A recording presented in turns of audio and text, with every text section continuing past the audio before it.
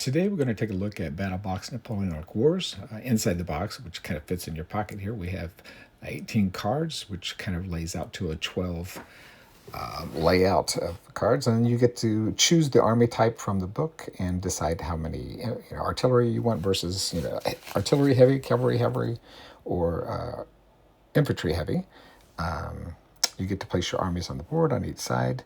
The black dice is used as a turn marker, and then each turn you do a order check. So you've got the first order check, which is rolling a 1, which is automatic. Then you roll a 2 to do your next order. And each time you do an order, you can move, order, or fire. So each one of the terrain's cards has 2 control zones. And then it also has terrain on it, which adds a benefit to being on a hill or being in the forest. And then so you'll roll for your second order. You have to roll 2 higher, third order 3 or higher. And this goes on until your turn is over. Then you'll switch over to the opposing player, and they'll be able to do their command checks and kind of move into combat, or range fire, or melee position. And so you'll see in the game here, I'm trying to explain as I point to stuff, what's going on with it and how the order checks are passed.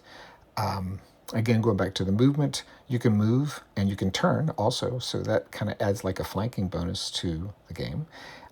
If you get your units in the correct position. Also, artillery can fire a canister fire, so you'll see the artillery firing here in a second, and it rolls on a 2 or higher for canister higher at range fire at up to 8 control zones away. It can shoot at a 5+.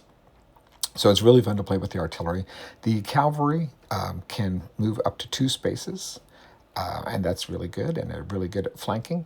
And then the infantry can only move 1 space and shoot the people in front of them. So you can do either a shooting or a range fire, or you can do a melee. So melee is when you're basically engaging with them.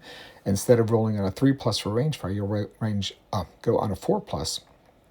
But the advantage of doing the assault like that is that lets you move into the space if you're able to limit the enemy.